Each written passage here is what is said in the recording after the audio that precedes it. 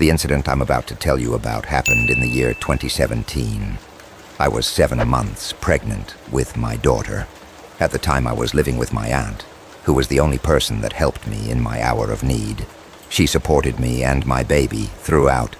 Honestly, she was the mother I never had due to the prime stage of my pregnancy. She hardly ever let me do anything. But one day she came down with a fever out. Of no other option, I had to drive to the store to pick up some snacks for my cravings. I hate being the damsel in distress, so I assured her I would be just fine. She told me to be careful lying on her bed, and I smiled at her, locking the door behind me. I got into her car and drove down to the Dollar Tree outlet about 3 blocks away from our place. Upon reaching the store, I pulled up a shopping cart from the corner and started walking. I was passing aisle after aisle, carelessly looking for some munchies, when I noticed the chips on the top shelf. No matter how much I tried, I wasn't able to reach them.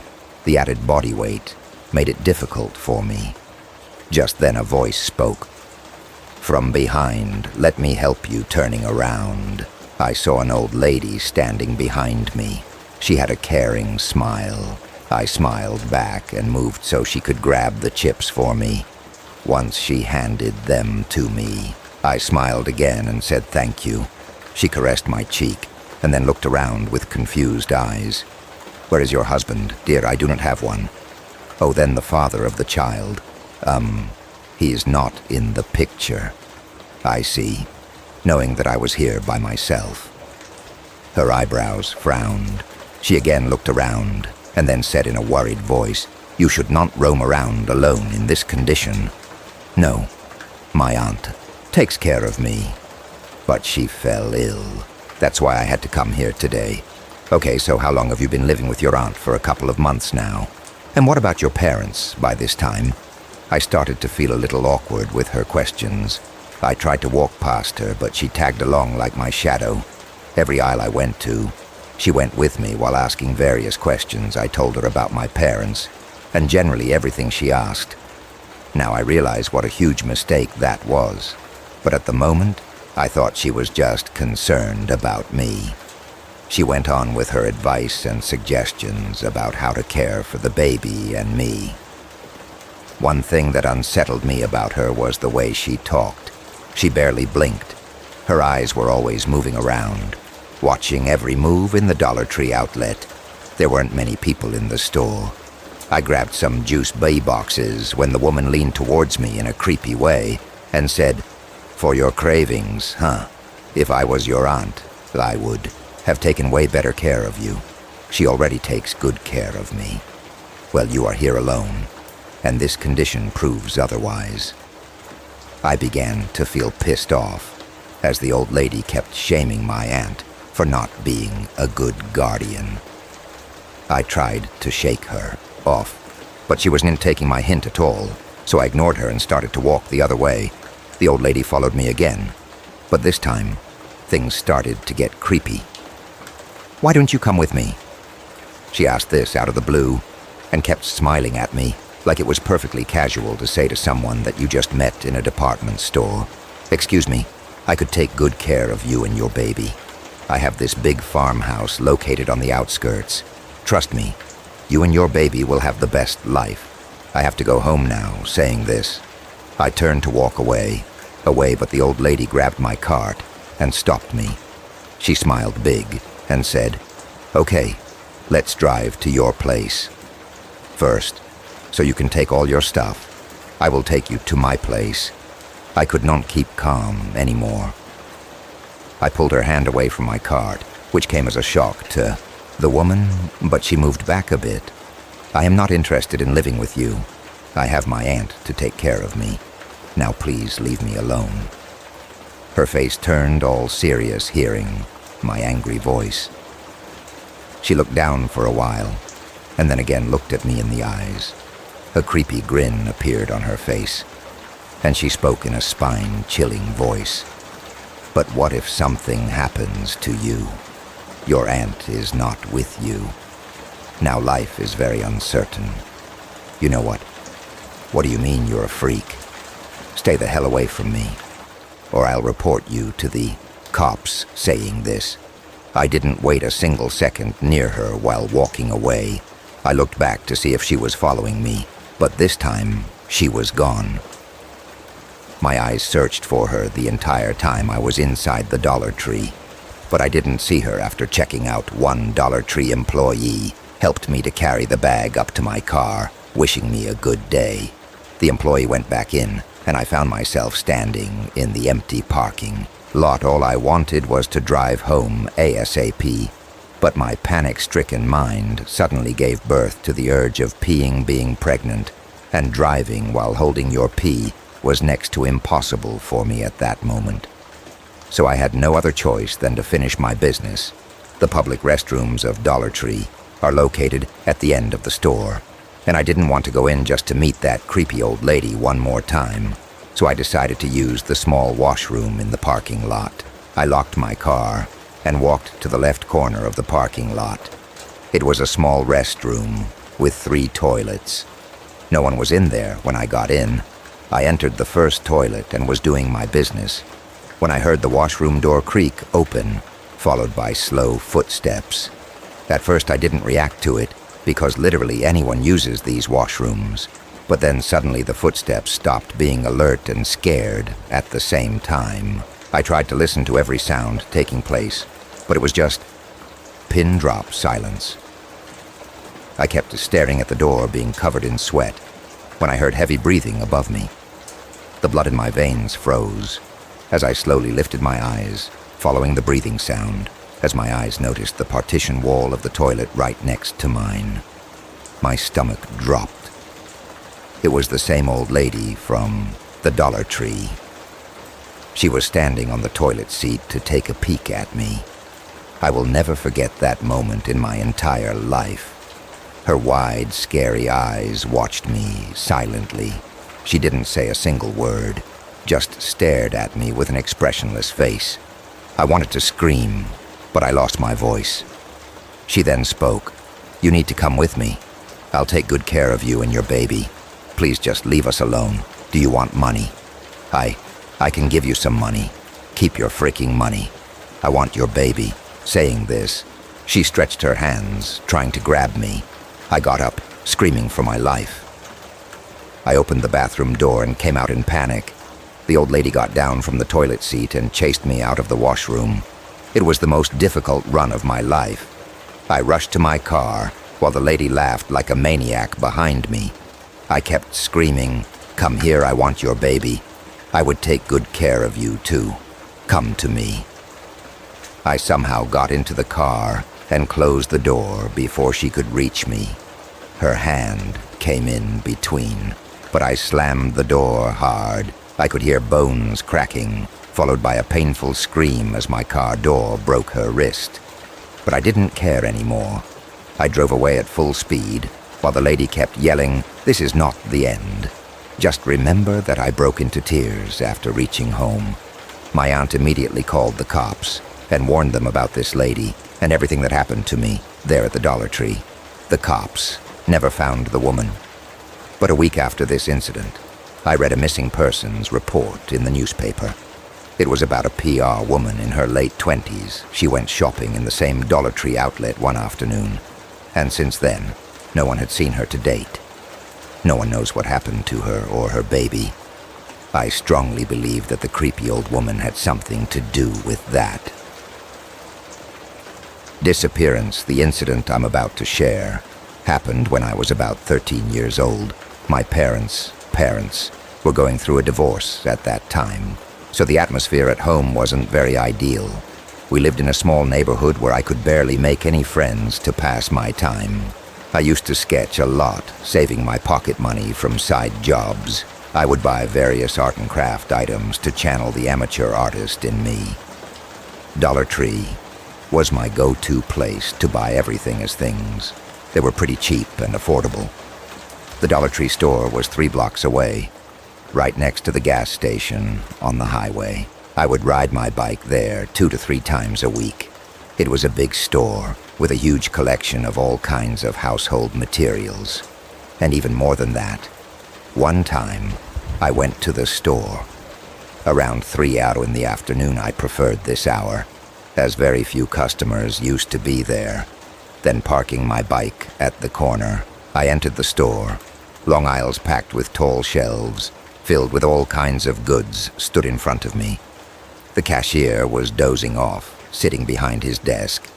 I figured out that there were probably 2 to 3 people in there, excluding me. I started checking out the store. The art and craft section had a sale. I picked up a new set of charcoal pencils and some acrylic paint to decorate a flower pot. I was so into shopping that I didn't realize someone was standing behind me. I suddenly heard a hiccup, and being startled, turned around to see a man dressed as Jack Sparrow from the famous Johnny Depp movie standing behind me. It was a closed space, so there was barely a gap between us, feeling discomfort. I moved away from him a little and said, sorry, I didn't see you there. But I saw you, he replied. At first I thought he was just being in character, but with the way his hiccups appeared, I realized this dude was drunk as a skunk. His pupils were dilated, and I could smell the whiskey on his clothes. Why are you dressed like that? I asked. Asked just like Jack Sparrow. He replied, his mouth opened wide in shock as if I had said something unexpected. He just stared at me, eyes wide, mouth open, overall, very creepy. Then he said in a greasy voice, but I thought, I am Jack Sparrow, what I responded, laughing a bit. Oh, you are laughing, so you do not believe me. Huh. Suddenly his face changed. His eyebrows frowned, and I could tell he felt insulted by my sarcastic laugh, not knowing how to answer a stupid question from a drunk. I stood there with an awkward face. Answer your captain, you life, he demanded.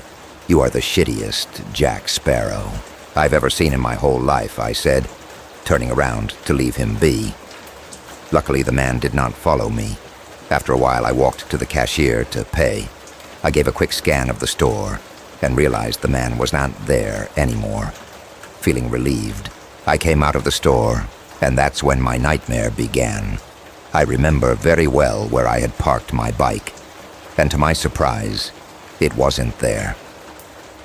My stomach dropped as I heard a burst of spine-chilling laughter, followed by the ring of a bicycle. Bell it came from the dark parking lot at some distance. There was no one around to whom I could ask for help, but I was adamant, too. I wasn't going home without my bike. With trembling steps, I walked into the parking lot. There were a few cars, and the light in the parking lot was blinking like crazy.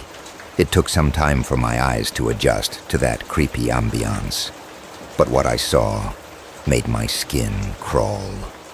The creepy Jack Sparrow was sitting on my bike, parked right at the end of the parking lot. I couldn't make out his face, but I am sure he was smiling creepily when he noticed me going there. He suddenly screamed, "You need to find yourself a girl, mate." Saying this, he pedaled faster, almost like a fired bullet, coming straight at me. Having enough, at that point, I screamed and started to run for my life. I heard the man laugh like a maniac. He was chasing me on my bike, and I don't even know why. All I know is that if he caught me, he surely wouldn't let me go unharmed. "I'm going to catch you. I'm going to catch you," he shouted. Leaving the parking lot behind, I began running down the highway. Just my luck. No car was seen there. Almost in a panic, I ran in the opposite direction instead of going into the Dollar Tree. The man was now riding my bike on the highway and laughing even more loudly. He was having fun scaring the out of me. The scorching heat was draining me. I was getting tired. Hence slow, I could hear the Psycho Sparrow pedaling faster. It felt like I would never be able to outrun him. I was almost on the verge of collapsing in the middle of the road when I saw a big truck coming my way. Seeing it, the urge to live again blossomed in my heart. I started to move my hands up and down in the air while screaming at the truck stop. "Please stop. I need help." Stop. The truck driver noticed me and honked the horn. I turned back and saw the man had stopped pedaling. He looked at me, then at the truck, and then back to me. Again realizing the truck would stop for me, and I had nothing to be scared of now. His angry eyes burned in hatred. The evil joy from his face disappeared, and he slowly got up from my bike. He then kicked it to make it fall on the concrete road. My bicycle bell broke, and he ran into the woods when the truck driver picked me up, along with my cycle. I was completely exhausted, drenched in my own sweat, breathing heavily as I gasped for air. "Please just take me home," I pleaded, except for directing the way to my house. I didn't speak a single word to the truck driver when he dropped me home.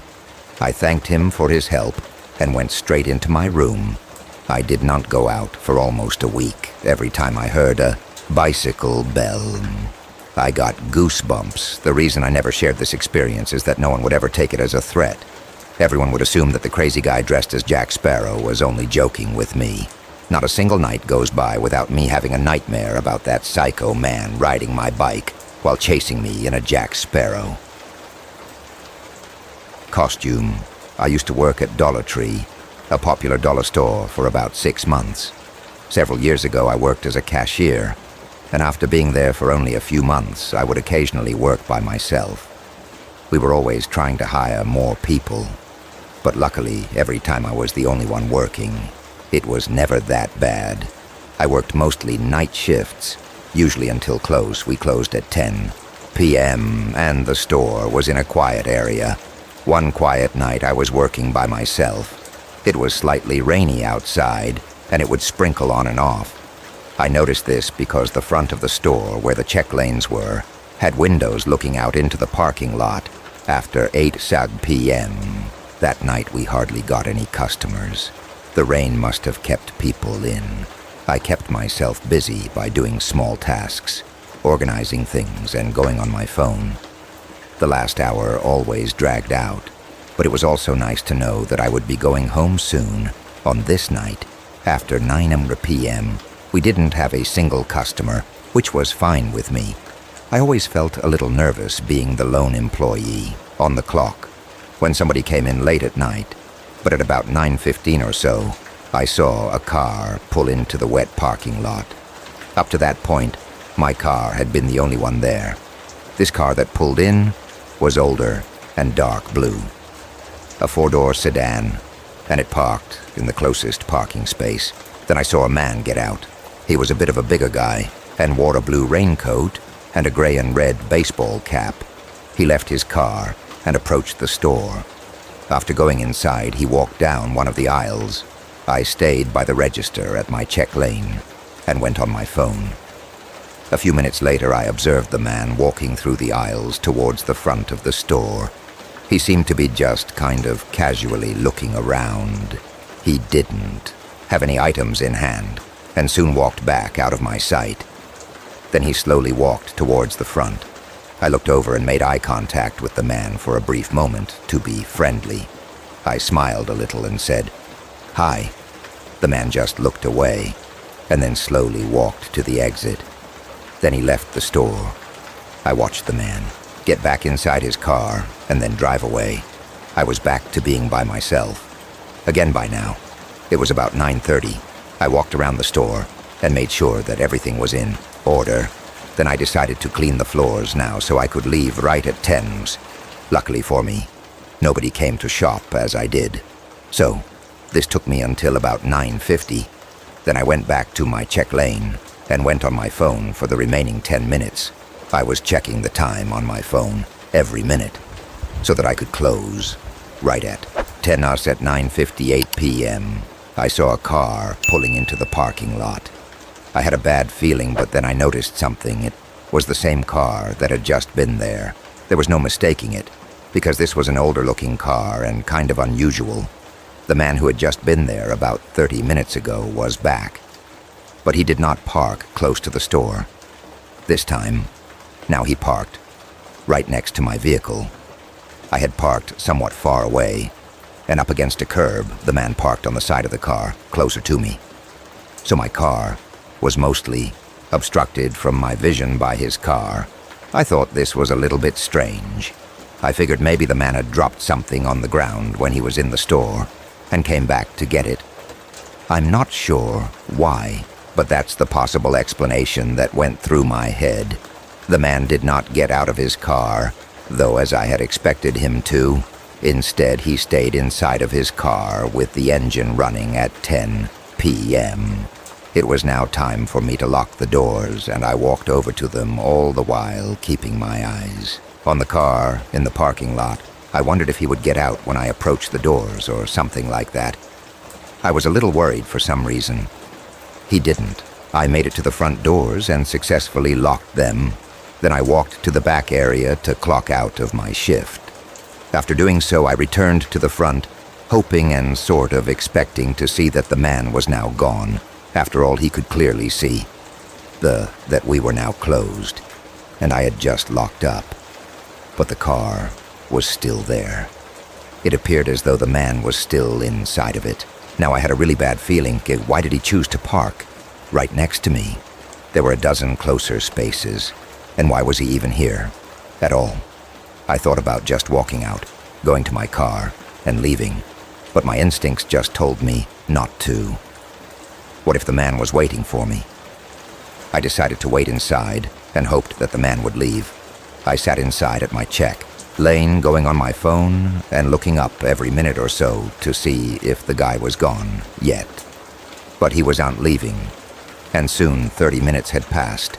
It was now 10:30 at night, and the man was still parked right next to my car.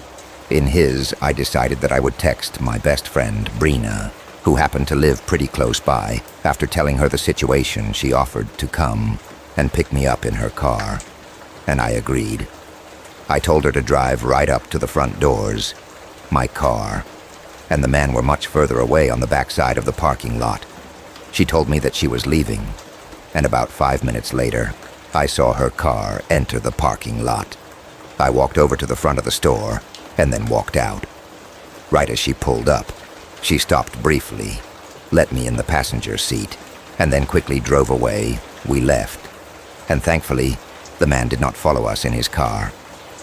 We drove back to Brina's house and then returned to the Dollar Tree. A short time later, the man's car was now gone. Brina dropped me off and I was able to get inside my vehicle, and then drive home. After that experience, I really wonder what the man was doing. Was he waiting for me to get to my car, and did he have something planned? I'm glad I did not have to find out. When I was 16, I got a job at my local supermarket. It was a nice enough job, and the work wasn't too bad. I lived in a nice part of town, so the customers were mostly seniors and the richer families. There were some incidents, but mostly just disgruntled customers or shoplifting lawyers. I worked there for almost 3 years, right up until I was 18. Right up until June 24th, 2008, that night. I was working an 8-hour shift that went until 11. The first few hours went smoothly, but around 6, it started to rain. This wasn't your average drizzle, but an outright downpour when it was time for my meal break. I realized that I had left my wallet in my car. I decided against grabbing an umbrella from Lost and Found and opted to just make a run for it. Big mistake. I was only a 10-second run from the front doors, but by the time I got back inside, I was thoroughly soaked. I bought a snack and headed upstairs to dry off. About half an hour later, I went back downstairs, still damp. I stepped through the break room door and looked around. The store was almost empty. I walked towards customer service, only spotting 1 or 2 customers I was surprised to see. So few people at 7:30, but I figured most people did not want to go out in the rain. I stepped back into the check stand and started chatting with my coworker, Maria.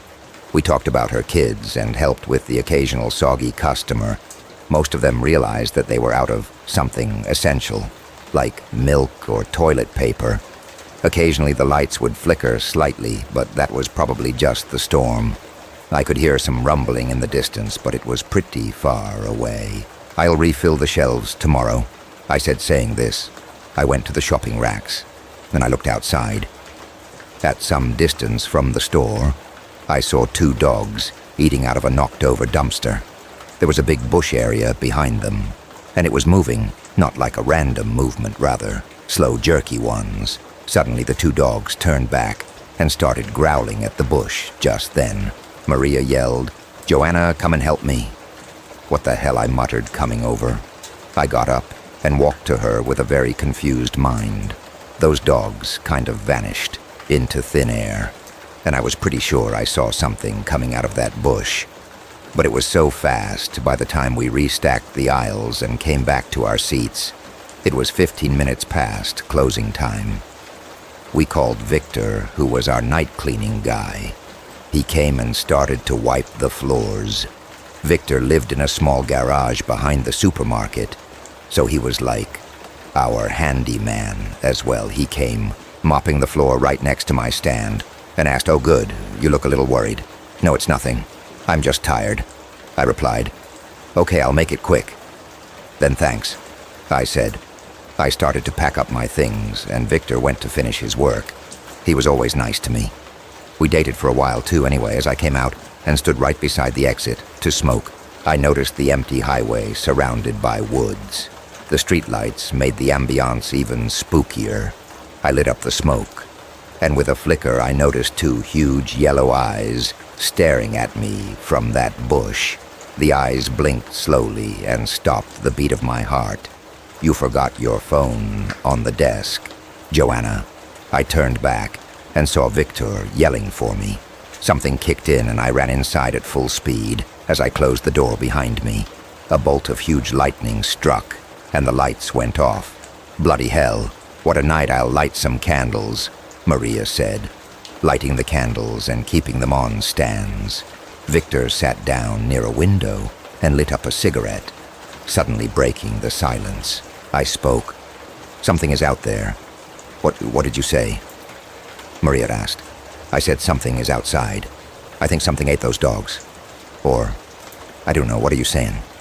"Joanna, what dogs?" "Guys, believe me.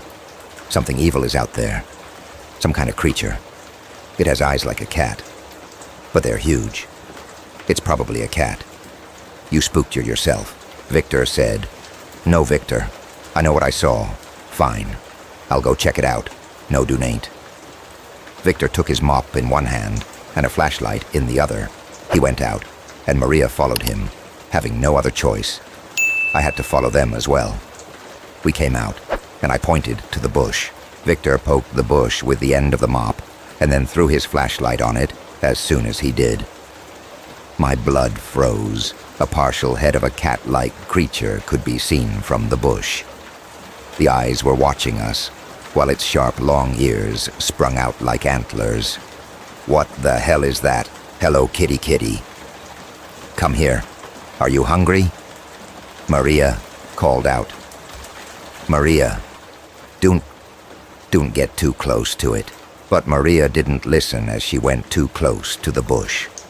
Just then the power came back on, and the big lamppost right above the bush flashed on.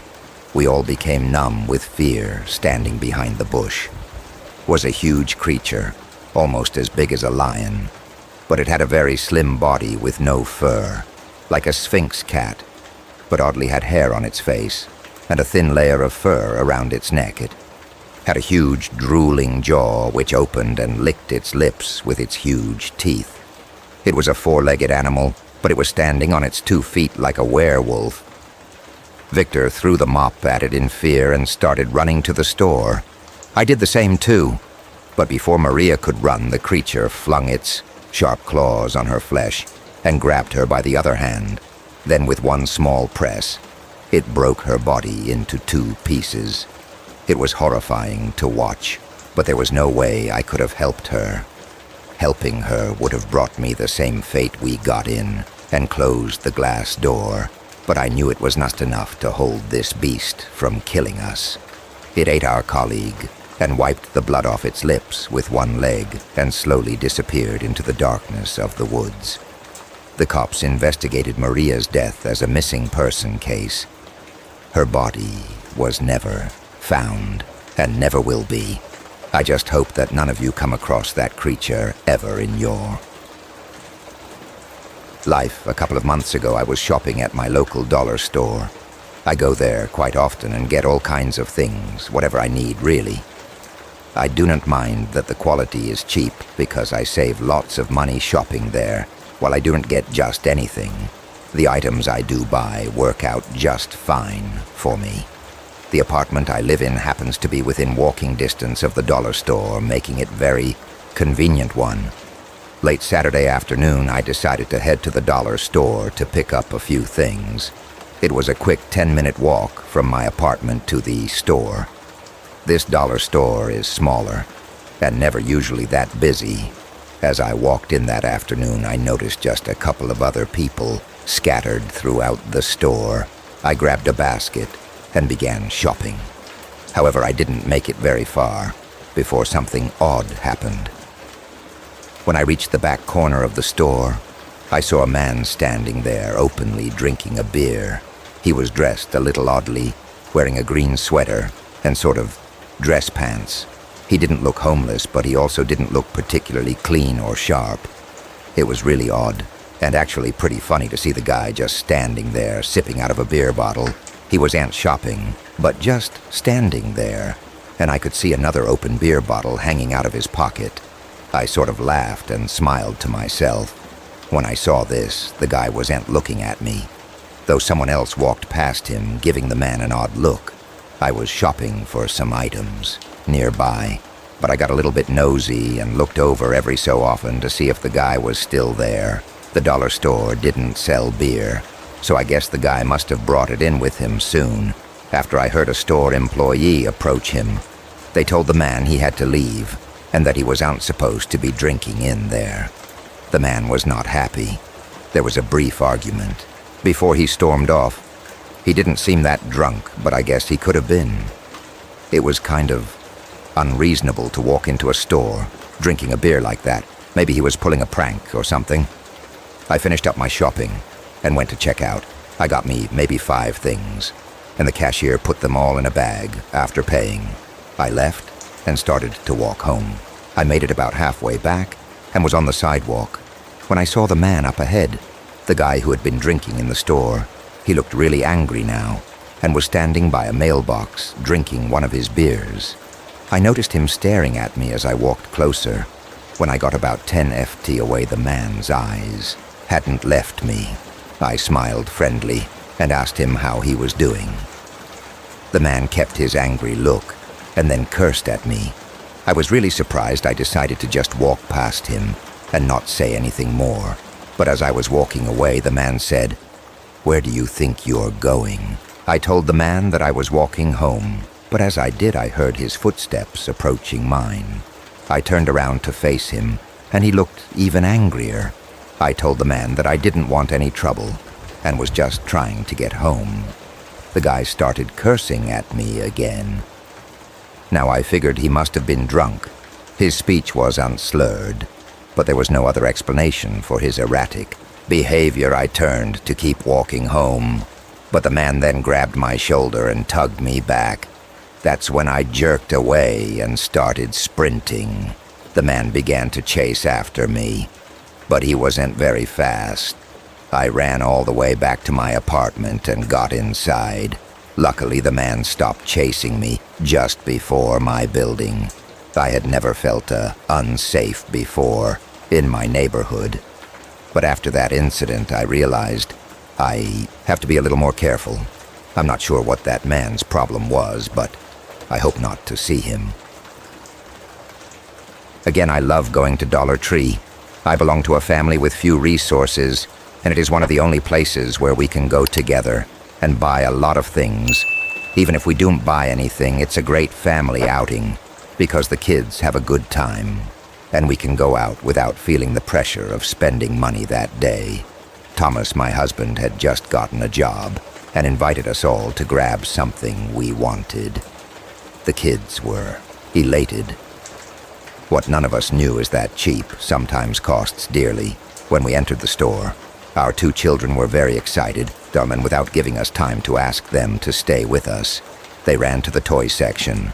Martin, our oldest son, bought a helicopter while Gwen grabbed a warplane.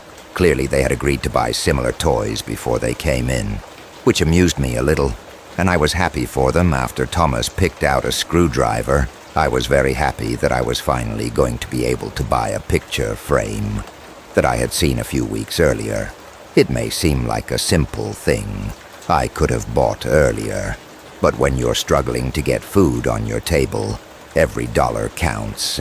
I went to get it at the end, and there it was. It was the last one in the store. I was happy to imagine putting it next to my bed. I was going to put up a picture of our family and look at it every night before I went to sleep. I went happily as a child to grab it, and as soon as I held it, a woman pushed me and violently pulled it out of my hands. Hey, I saw it. First, get your dirty, poor hands off of it. She snapped. The woman was large, stocky, and athletic. Despite being in a gym outfit, you could tell it was brand-named clothing, and that she was well off. What the... I saw it first. How dare you push me like that? No, you grabbed it first. But I had seen it before. I'm not going to get into an argument with a low-class cockroach like, you go make your husband some lunch.